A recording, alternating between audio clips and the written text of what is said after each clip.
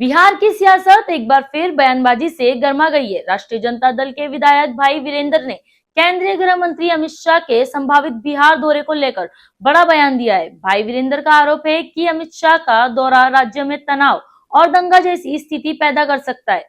अब इस बयान के बाद राजनीतिक हलकों में प्रतिक्रियाओं का दौर तेज हो गया है। सत्ता पक्ष इसे बेबुनियाद बता रहा है तो विपक्ष इसे गंभीर चेतावनी के तौर पर पेश कर रहा है। हमारे संवाददाता ने इस मुद्दे पर बीजेपी प्रवक्ता से बात की। बिहार में एक बार फिर बयानबाजी ने राजनीति को गर्म कर दिया है। इस पर बात करने के लिए हमारे साथ बीजेपी प्रवक्ता हैं। भाई वीरेंद्र ने कहा है कि अमित शाह आएंगे तो दंगा की स्थिति हो सकती है। देखिए, देश के गृह मंत्री अमित शाह जी ने देश के अंदर आतंकवाद से लेकर नक्सलवाद तक काम कर दिखाया है।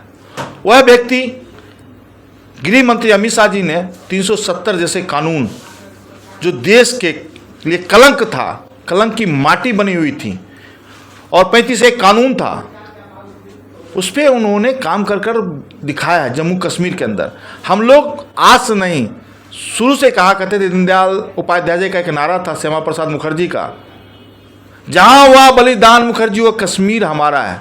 उस कश्मीर पे हम लोगों ने काम किया, एक विधान, एक संविधान, एक निशान पर, उस पर हम लोगों ने काम किया। हमारे गृह मंत्री जी ने, वही कश्मीर था, देश का तिरंगा, लाल किले पर तिरंगा फहरता था, वहाँ पे 2 झंडे फहरते थे, एक अपना देश का फहरता था, एक कश्मीर का फहरता था। तो उन्होंने काम किया। भाई वीरेंद्र को मैं कहना चाहता हूँ, मुंह खोलने से पहले अपनी जुबान को लगाम दीजिए, जुबान को कंट्रोल कीजिए।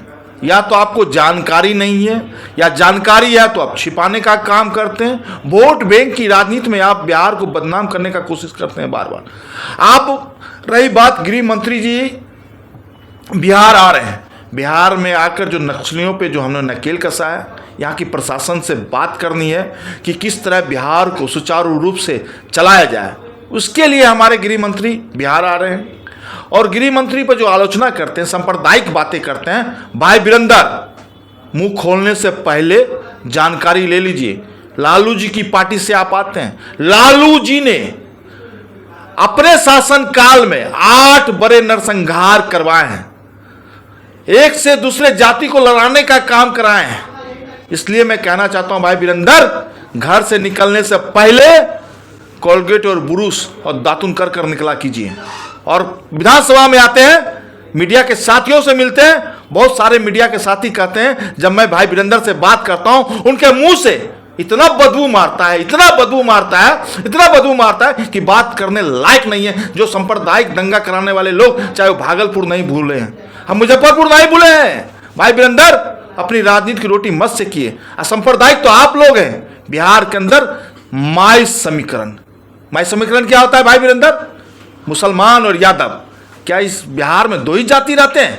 इसलिए मैं कहता हूँ, सांप्रदायिक तो आप करवाना काम करते हैं। प्रधानमंत्री या गृह मंत्री एक सम्मानजनक पद होता है, लेकिन उसके बावजूद इन लोगों का क्या मतलब, इस तरह के रवैया को क्या कहेंगे? आए दिन इस तरह की बयानबाजी होती है। नहीं, ये पूरा का पूरा इंडी गठबंधन, सुन लीजिए, पूरा का पूरा इंडी गठबंधन भारतीय जनता पार्टी को गाली देती है।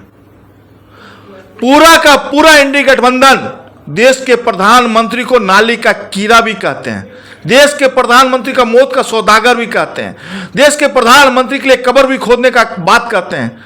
ठीक, आपका मौलिक अधिकार है लोकतंत्र में, लेकिन आपने देश को भी नीचा गिराने का काम किया। एआई के माध्यम से जो भारत मंडपम में देश के प्रधानमंत्री ने देश के लिए काम किया है, देश को दिखाने का काम किया है, उसमें भी राहुल गांधी जी ने अपने कार्यकर्ताओं को अपने आवास से भेजने का काम किया। छात्र नेता हो चाहे युवा नेता हो, किस प्रकार भारत मंडपम में वहां पे देश की जनता ने उस कांग्रेस के कार्यकर्ताओं को गांव पर लात मार मारकर भारत मंडपम से निकालने का काम किया।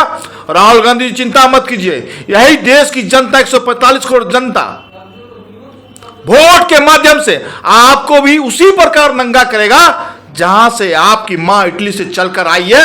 आपको ननिहाल नहीं पहुंचा दिया इस देश की जनता ने, तो जान लीजिए ननिहाल पहुंचाएगा, इटली पहुंचाने का काम देश की जनता आपको नंगा ही भेजेगा।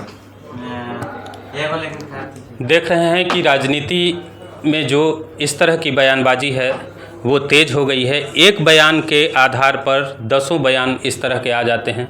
निश्चित तौर पर जो भी बयान देना चाहिए पॉलिटिकल पार्टियों को या नेताओं को थोड़ी सोच समझकर